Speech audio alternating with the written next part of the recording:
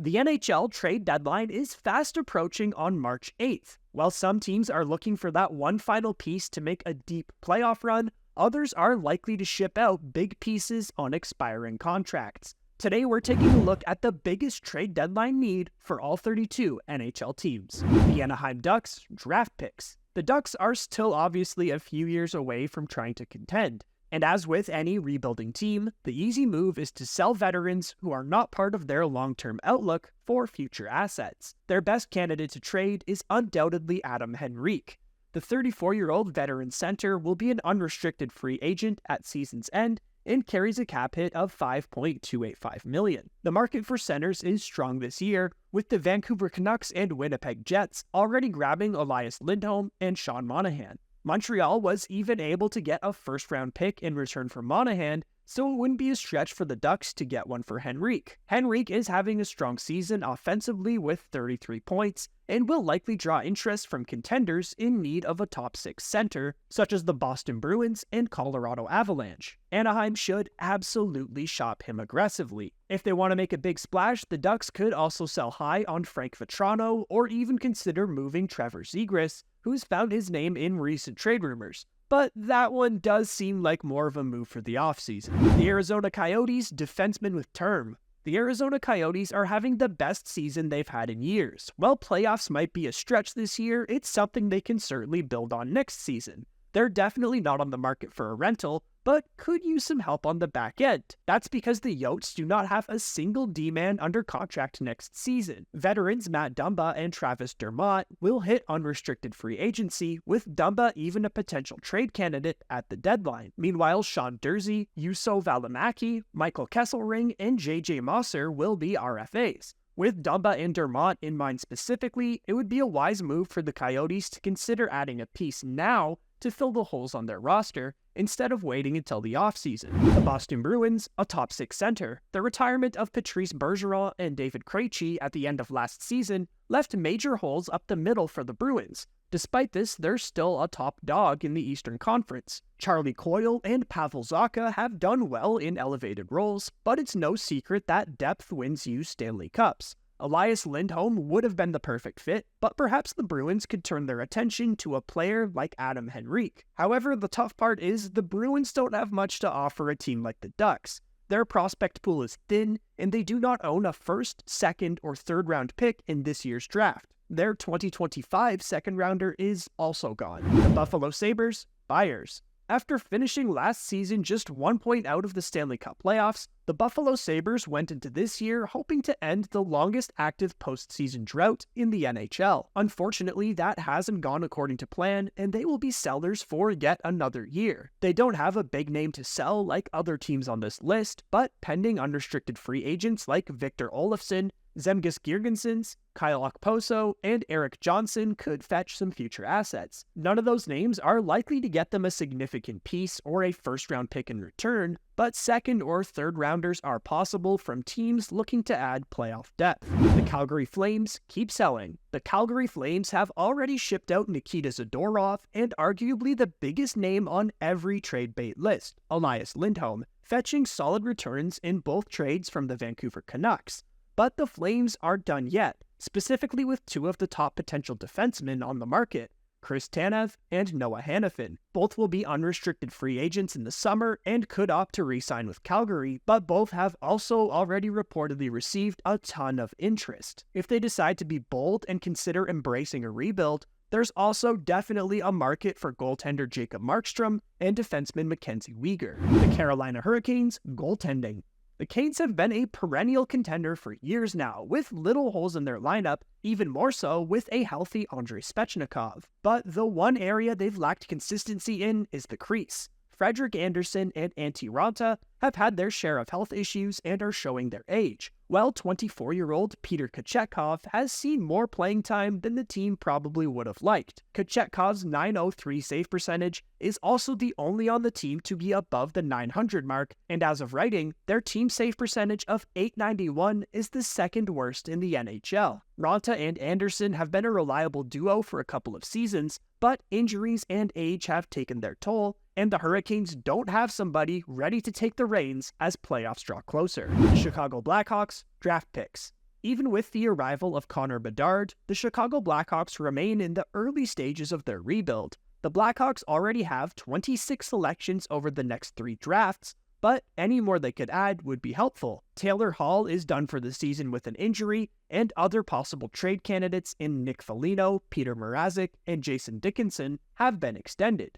But there's still pending free agents in Colin Blackwell, Rem Pitlick, and Jared Tenorti that could be shipped out, but are unlikely to bring a big return. As with previous seasons, the Blackhawks could also take on bad contracts with their $8.8 million in cap space at the price of a pick or two. The best way to go about building through the draft is to give yourself as many picks as possible, because some will surely hit. The Colorado Avalanche, a second-line center. As we discussed in our most disappointing players video, Ryan Johansson hasn't filled the 2C void left when Nazem Kadri signed with the Flames last year. That position remains the one hole on a cup-contending roster. As mentioned, the one clear remaining center they could target is Adam Henrique. It's hard to see any other name as an upgrade to Ryjo, who hasn't given them what they need in that spot. Luckily for the Avalanche, they have a trade chip that teams like the Boston Bruins lack: a first-round pick in this year's draft. The Columbus Blue Jackets, an identity. The Columbus Blue Jackets are a total wildcard.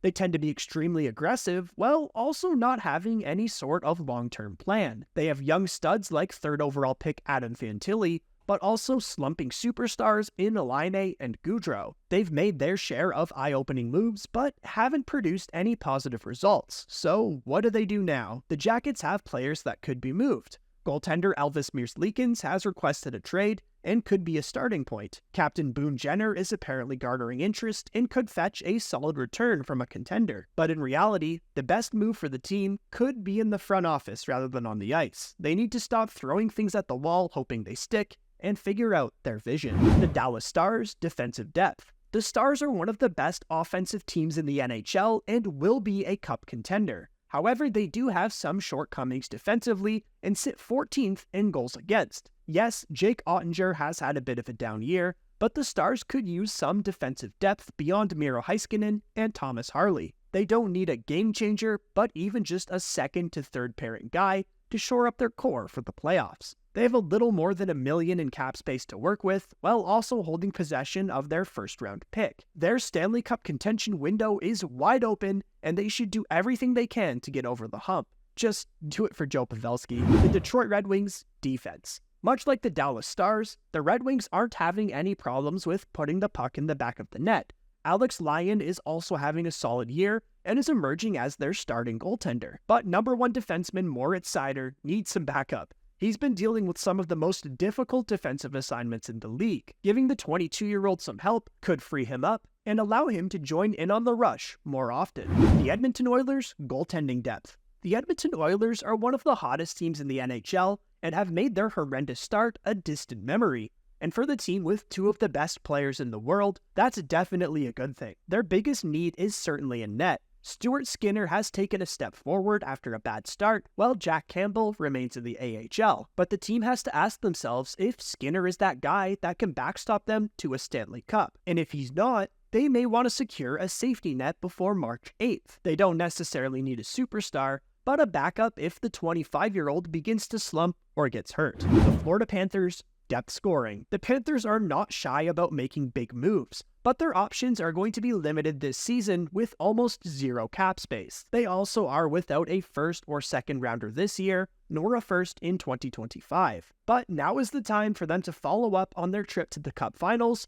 and take home Lord Stanley's mug. Some cheap scoring depth that costs a mid-round pick is probably the best they can do, given the little money they have to work with and what pieces they have to offer. The Los Angeles Kings, goal scoring. The Kings looked like the best team in hockey through the first month of the season, but almost opposite the Edmonton Oilers, who passed them in the standings, have been slumping big time. So much so that head coach Todd McClellan was fired at the All-Star break. Their biggest need is for more goal scoring, as there's a significant gap between their 5-on-5 expected goal numbers and actual goals scored. But the Kings' improvement may have to come internally, perhaps from a player like Pierre-Luc Dubois, who's been one of the league's most disappointing disappointing players with just 10 goals and 20 total points in 48 games while being paid $8.5 million. The Minnesota Wild, cap space. The Wild are rapidly falling out of playoff contention in the West. They don't have big pieces to trade after re-signing many pending free agents, nor should they look to be adding. They're still dealing with the Zach Parise and Ryan Suter buyouts that are eating up more than $14 million in cap space, making it almost impossible to build a deep and competitive roster. Superb goaltending from Philip Gustafsson bailed them out last season,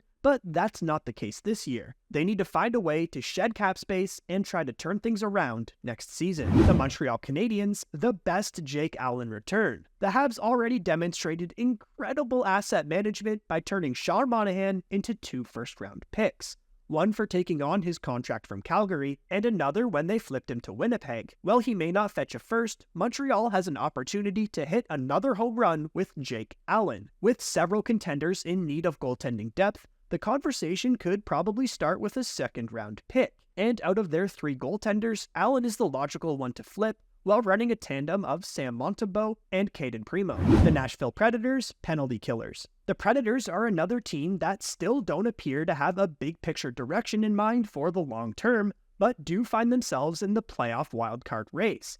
Their best course of action may be to stand pat and reassess in the offseason, depending on how things play out. There's not one move that will make them instantaneous cup contenders, but the biggest weakness Nashville could address is the penalty kill, which ranks 26th in the NHL. The team is loaded with draft picks over the next few years, and could flip 1 or 2 for some depth and defensive help, but a rental probably wouldn't be the smart move. The New Jersey Devils, goaltending. The Devils need 2 things if they're going to crawl back into a playoff spot: health, especially from Jack Hughes, and someone who can stop a damn puck. Vitek Vanacek, Akira Schmidt, and Nico Dawes have combined for an .889 save percentage, while Vanacek in particular sits second worst in goals saved above expected among those to play 30-plus games. That isn't going to cut it in the playoffs, and may prevent them from making it altogether for a team which many saw as cup contenders at the start of the season. The Devils have reportedly been talking to the Flames regarding Jacob Markstrom, which could be a story to follow.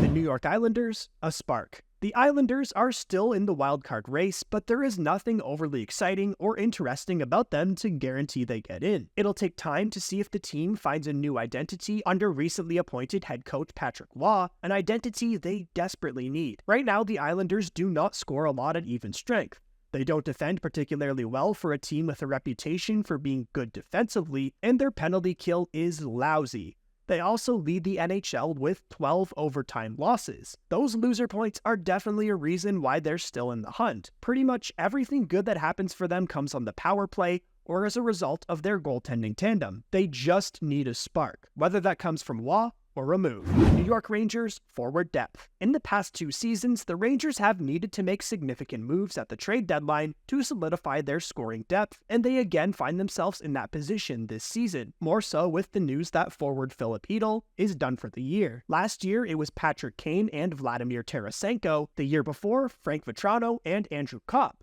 They will need to work some of that deadline magic again if they are going to have a chance to get over the playoff hump. Luckily, the top half of their lineup is as good as it gets. The Ottawa Senators, a right-shot defenseman. This was supposed to be the year that the Senators' rebuild resulted in a playoff spot. Instead, everything has gone wrong. While the team has been playing far better under interim head coach Jacques Martin than they were with DJ Smith, it's still too little too late. Their goaltending has been horrible, bottom 6 lacking, and star players struggling with dry streaks. But the biggest need for the Sens is a defenseman. They have solid offensive defensemen in Thomas Chabot, Jake Sanderson, and Jacob Chychrun, who all prefer to play the left. Artem Zub is their only rock on the right side. Travis Hamonic and Jacob Bernard-Docker are going to cut it. They need a right-shot, stay-at-home defensive defenseman to slot into their top 4, with GM Steve Staios apparently very interested in Chris Tanev with an extension in place. The Philadelphia Flyers stay the course.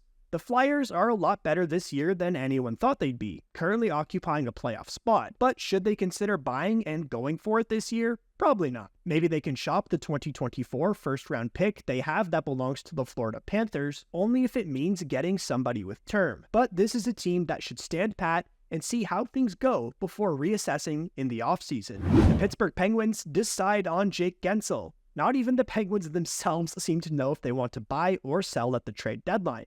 If they decide to sell, Jake Guentzel would be the most logical candidate given his pending free agency and high value. But keeping the winger around and extending him would give them a better shot at a wildcard spot. It'll also keep Sidney Crosby happy as he heads into a contract year next season. Guentzel is by far the best winger he's had on his line, but if the Penguins get the impression he won't resign, then ship him out for the best return possible. The San Jose Sharks, future assets. The Sharks were expected to be bad this season, and they've been even worse than many predicted. Outside of the team's best young players, they should be trying to shop as many names as they can for as many future assets as they can acquire. Anthony Duclair seems like a given to be traded, and there is probably a market for goalie Kaapo Kähkönen. Anyone who doesn't project to be a productive part of the roster when they exit their rebuild in 2 or 3 years should be on the block. Bring on the draft picks, prospects, and hopefully Macklin Celebrini. Seattle Kraken, scoring. So much of the Kraken's successful second season last year that saw them make the playoffs was driven by high shooting percentages. No team was going to maintain it. The Kraken have dropped all the way to 27th in the league in goal scoring, and it is clearly their biggest need. There is some internal hope with Jaden Schwartz returning to the lineup, and they would love to see reigning Calder Trophy winner Matty Beniers bounce back from a rough first half. But even if they start producing more, they still need more depth to contend for a playoff spot. The St. Louis Blues, defense. Defense has been a persistent problem for the Blues for a couple of years, as they're loaded with questionable contracts on the back end. Parayko, Falk, Krug, and Leddy are accounting for more than $23 million in cap space. Yet, the only 3 NHL teams that allow more expected goals per 60 minutes of 5-on-5 play are Chicago, Montreal, and San Jose. Not the company you want to keep in this metric. The Blues are still hanging around in the Western Conference playoff race, but there's only so much they can do. The Tampa Bay Lightning, defense. The Lightning are in some unfamiliar territory here, ranking 23rd in the NHL in goals against per game. Andrei Vasilevsky's early season absence and struggles since returning to the lineup don't help, but their defensive play has only been average at best. And now they've lost Mikhail Sergachev for a significant time. Even a rental to fill in for him wouldn't hurt their chances in the postseason. The Toronto Maple Leafs, defense. There are real questions about the Leafs being good enough to add at the deadline this year, but if they're going to, they need an upgrade on the back end. And that's something that gets said every trade deadline, but this year it's true. Not only have they been ineffective as a team defensively at both even strength and on the penalty kill, but injuries have also limited them. Their solution in the offseason was offensive defenseman John Klingberg, which obviously didn't work out. They'll have to do a lot better this time around. The Vancouver Canucks, penalty killers. The Canucks are a wagon. They are one of the most exciting teams in the league offensively and are getting outstanding goaltending from both Thatcher Demko and Casey DeSmith, and they just added a significant piece in Elias Lindholm. There's not much that needs to be done here outside of a couple minor moves. One area that could use some shoring up is the penalty kill, where the Canucks rank just 15th in the NHL. There's been some buzz regarding shipping out Nikita Zadorov and making another deal with the Flames for Chris Tanev, which could provide that extra defensive presence. The Vegas Golden Knights, left wing depth.